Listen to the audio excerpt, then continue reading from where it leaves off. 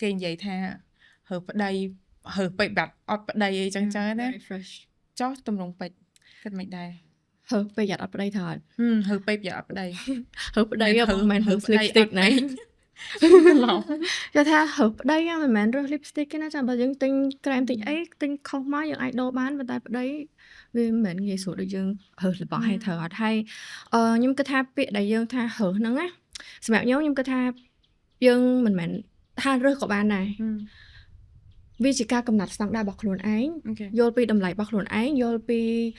តម្លៃនៃមនុស្សដែលយើងចង់នៅជាមួយតើអីជាតម្លៃរបស់យើងអីជាស្តង់ដាររបស់យើងអីជាការកំណត់របស់យើងអញ្ចឹងទៅយើងដឹងថាតើតែម្នាក់ហ្នឹងគាត់មកគាត់មាន1 2 3 4 5ដែលយើងចង់បានយើងអាចនៅជាមួយគ្នាបានឧទាហរណ៍ថាចេះតែយកណាគេម្នាក់មកនៅជាមួយយើងទាំងដែលអត់មាននៅក្នុងអីដែលយើងចង់បានណាអញ្ចឹងមុននឹងក្រោយគឺយើងអាចនៅជាមួយគ្នាបានយូរទេយើងអាចនឹងមានរឿងអីដែលឆ្លោះគ្នាឬក៏អីដែលអត់ត្រូវគ្នាព្រោះមនុស្សហ្នឹងវាមិនមែនជាមនុស្សដែលយើងរើសមកតាមអីដែលយើងបានចម្រាញ់ចេញមកពីអីដែលយើងចង់បានទេហើយអាចថារើសក៏បានវាមិនមែនជាការដែលខ្ញុំរើសពេក being like picky ឬក៏រើសខ្លាំងពេកទេវាគ្រាន់តែជាអីមួយដែលខ្ញុំចង់ការពារខ្លួនឯងទុកមកហ្នឹងហើយ